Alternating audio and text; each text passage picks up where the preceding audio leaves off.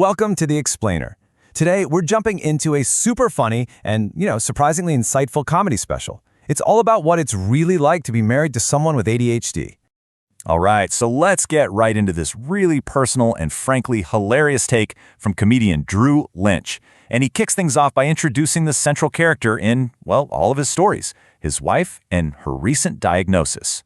First up, he kind of sets the stage for us. He draws this really sharp comedic line between two different diagnoses, and he makes it super clear from the get-go that these are not the same thing. So on one side, you've got ADD, which he jokes is the one you kind of diagnose yourself with when you can't pay attention. But then on the other side, there's ADHD, that's what his wife has, and he frames it as something way more intense, something that's clinically recognized. To really get the mindset across, he paints this perfect picture. You know that kid in class? Not the quiet, weird kid, but the observantly weird one, who's just firing off this stream of super detailed questions about your black hoodie or why you wear eyeliner. That intense, almost overwhelming curiosity, that's what he sees in his wife.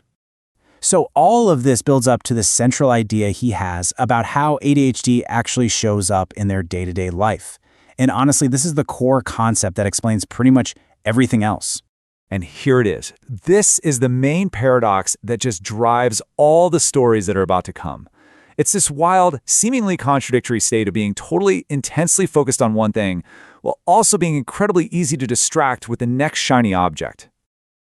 Now, this paradox, it has some very real-world consequences. He says people with ADHD are amazing at starting projects. Finishing them, not so much. And the result? Well, let's just say his living room is filled with the debris of a lot of good intentions. He's got this fantastic analogy for it. He says it's like following a Roomba as it just bumps from one thing to the next, leaving this trail of broken dreams, a bunch of half-done tasks behind it.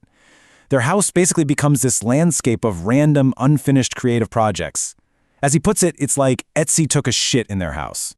So to really show this paradox in action, he gives us this hilarious case study. And it all kicks off with a simple, even noble intention: to clean the house. Okay, just watch how this snowballs. She starts vacuuming, which leads to noticing a wobbly table. So of course, you gotta fix the table, right? But that leads to a coffee stain. Okay, need a paper towel for the stain, which takes her to a whole new room, the kitchen, where a brand new, hyper-focused idea pops into her head. I'm gonna bake a pie from scratch. Then she realizes they're out of paper towels and decides to just pop to the store, completely forgetting about, everything that happened before. And this is his just hilarious reaction when his wife finally wanders back into the living room, rediscovers the mess that she made, and looks at it like a detective who just stumbled onto her own crime scene. So yeah, this is how a simple attempt to clean the house ends up in a scene of just complete and utter chaos. The vacuum's still running, the table is in pieces, and in this amazing moment of desperate problem solving, she's actually taken her shirt off to deal with the coffee stain she made hours ago. Oh, but the hyper-focused projects do not stop there. Not at all. They also branch out into some, let's say, unique collections at least one very elaborate and totally unnecessary animal rescue mission. So first, there's the rock collection. She calls them crystals, he calls them rocks. But whatever you call them, they are everywhere. I mean, on windowsills, in drawers, even on the toilet seat. She's convinced they have these protective powers, while he just sees their home turning into a quarry, joking that all they really have is a bunch of ammo for a slingshot. And not dynamic, just crystal clear. After buying a new rock, she'll say something like, "I just feel so grounded." And his response is so deadpan and literal, "Yeah, babe, of course you do. You've got a pocket full of rocks right now." This brings us to another perfect case study, and this one is sparked by a moment of just pure, spontaneous empathy. They're on a walk, and they find a squirrel at the bottom of a shallow well. And for his wife, this isn't just some squirrel. Oh no, this is a call to action. So her first idea is a squirrel elevator made out of a shoe. When he kind of questions if a squirrel would willingly get into a stranger's shoe, she pivots. The new mission, the new hyperfocus, is to build a custom ladder. And this involves eating an entire box of popsicles just to get the sticks, leaving her with purple lips and a massive brain freeze while she's doing arts and crafts. I mean, come on. The absurd, hyper-focused level of research that went into this spontaneous project is what makes it so funny.